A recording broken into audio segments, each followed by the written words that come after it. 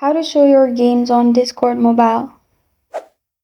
Hi everyone, I'm here to assist you today. Without any delay, let's jump right in. First, open Discord. Click on You at the bottom right corner of your screen. Then click on Settings at the top right corner of your screen. You'll find this kind of screen pop up. Click on Data and Privacy in here, which is the fourth option.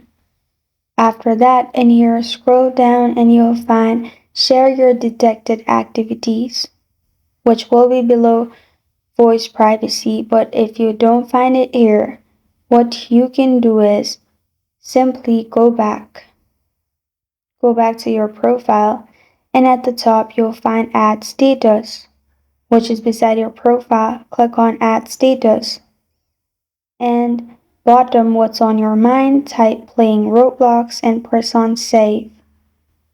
After that, you're good to go. This is how to show your games on Discord mobile. Thank you for joining me today. If this video helps you out, please leave a like and subscribe for more. Got a question or want to suggest a topic? Comment below. Thank you for watching.